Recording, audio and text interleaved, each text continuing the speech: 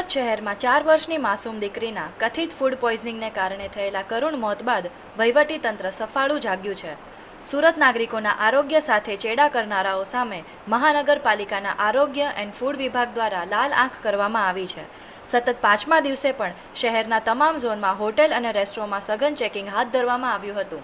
610થી વધુ હોટેલ્સ અને રેસ્ટોરન્ટના ફૂડ વિભાગ દ્વારા તપાસ હાથ ધરવામાં આવી હતી, જેમાં અસ્વચ્છતા બદલ 143 હોટેલ્સ અને રેસ્ટોરન્ટે એસએમસીએ નોટિસ ફટકારી હતી।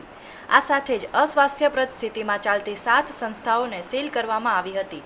ચેકિંગ દરમિયાન 750 કિલો અખાદ્ય સામગ્રીનો નાશ કરવામાં આવ્યો હતો। વધુમાં ફૂડ વિભાગે નિયમભંગ બદલ રૂપિયા 4.95 લાખનો દંડ પણ વસૂલ કરી કાયદેસરની કાર્યવાહી હાથ ધરી હતી।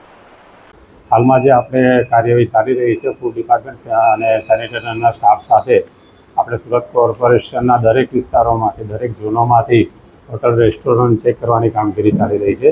એમાંથી આપણે કાલે હોટલ રેસ્ટોરન્ટ તેમજ ધાબા એવી સંસ્થાઓ 300 જેવી સંસ્થાઓ ચેક કરવામાં આવી અને એમાંથી 149 જેવી સંસ્થાઓને નોટિસ આપવામાં આવી અને 7 સંસ્થાઓ એવી હતી કે જેમાં પ્રોપર અનહાઇજેનિક હોવાથી એમને બંધ કરવામાં આવી છે અને આશરે 750 કેજી અખાદ્ય પદાર્થોનો નાશ કરવામાં આવ્યો છે અને 4,95,000 જેવો અમને વહીવટી કચેરીએ દંડ વસૂલ કરવામાં આવ્યો છે।